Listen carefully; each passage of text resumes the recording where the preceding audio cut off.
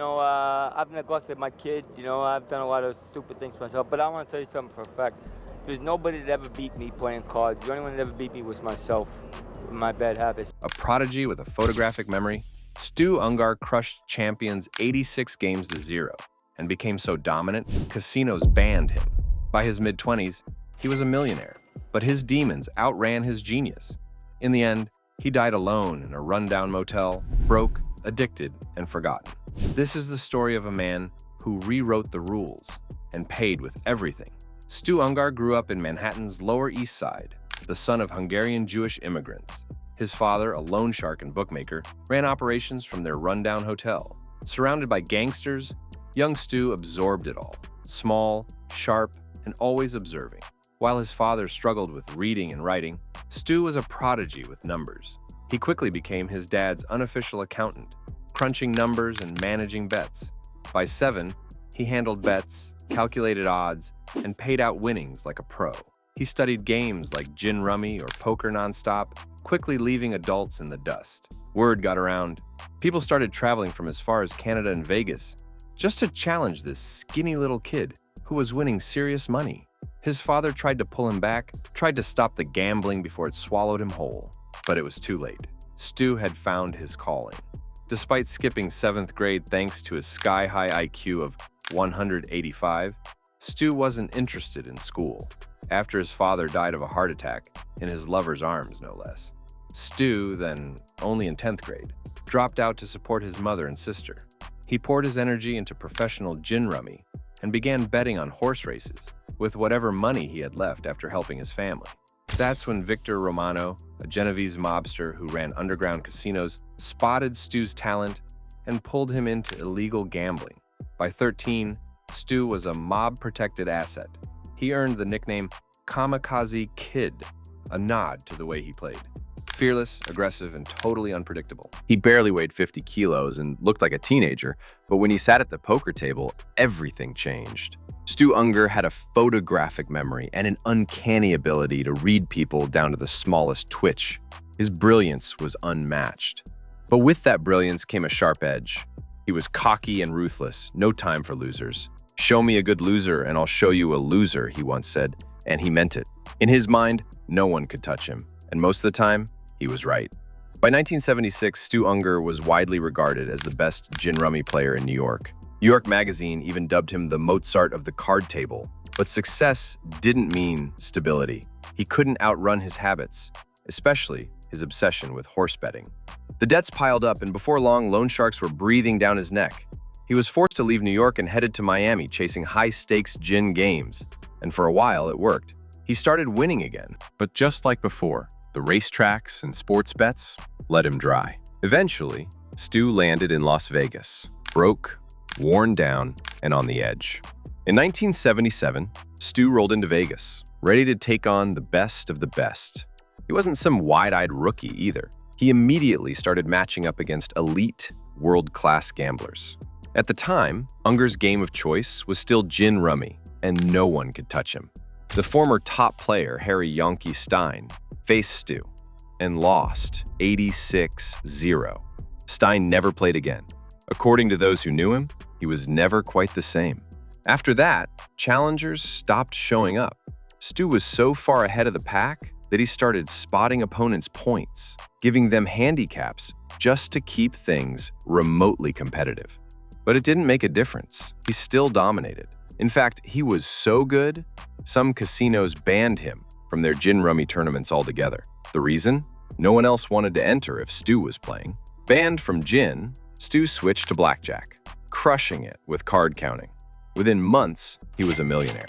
Then, in 1978, he walked into Vegas's biggest poker game at the time, the no-limit Texas Hold'em game at the Dunes Casino.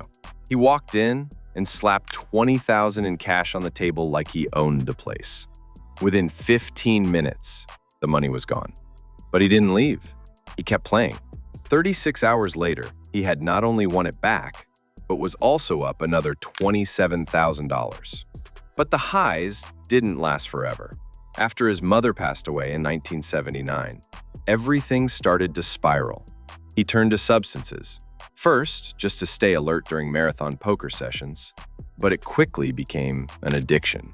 Along with poker, blackjack, and sports betting, substances became another vice, and all of it took a heavy toll on his health. Friends began to quietly admit they didn't think Stu would even live to see 40. Still, despite it all, Stu had plenty of game left in him. In 1980, Stu Ungar entered the WSOP spotlight, his first ever Texas Hold'em tournament. Even legend Doyle Brunson was stunned as Ungar learned quickly and beat him to win the title. At 26, he made history as the youngest WSOP champ, earning the name The Kid. In 1981, Ungar returned to defend his title. Amid controversy, rumors claimed he spit in a dealer's face, nearly getting him banned. Jack Binion intervened, arguing a returning champ was good for business. He was right, Ungar won again, this time defeating Perry Green, cementing his growing legend. He wasn't just a poker player anymore. He was a star. Everyone in the poker world knew his name, even in a time before social media. Ungar made bold, almost psychic reads that left opponents speechless, and he kept racking up the wins. Later that year, he took his second bracelet, defeating Bobby Baldwin for $95,000.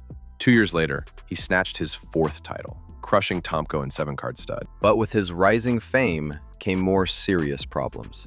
Long, sleepless games pushed him to use substances more to stay awake.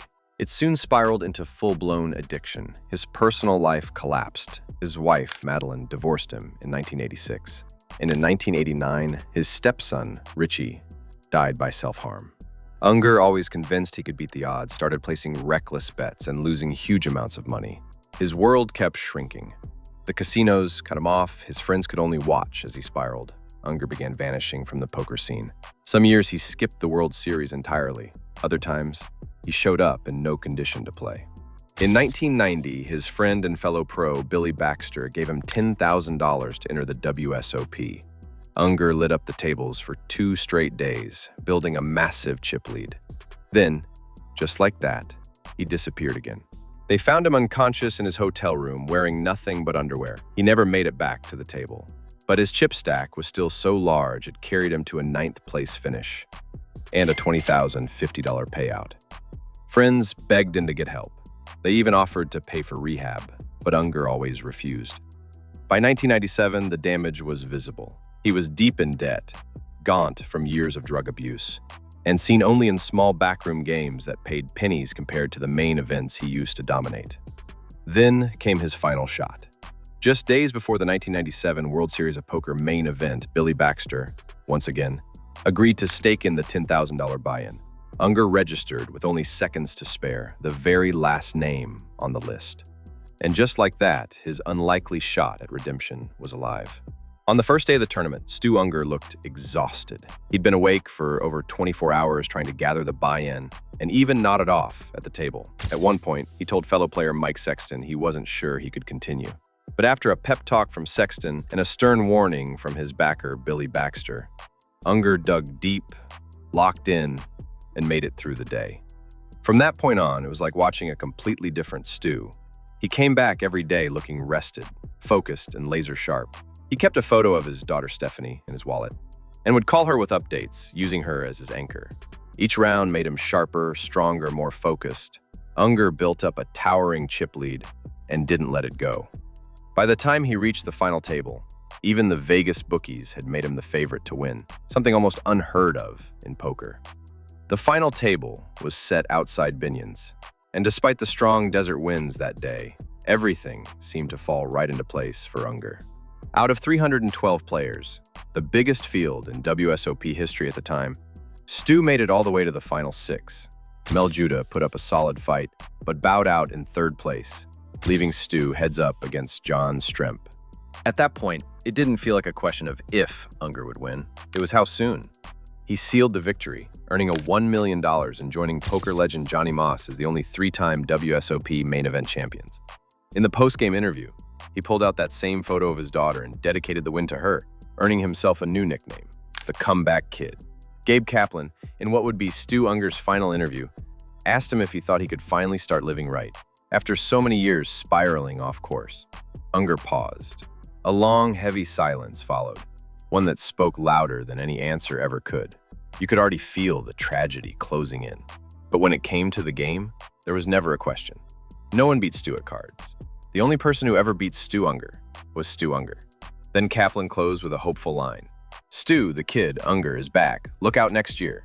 And, knowing what would happen next, it's one of the most heartbreaking things you could hear. After splitting the $1 million prize with Billy Baxter in 1997, Stu Ungar's life fell right back into chaos.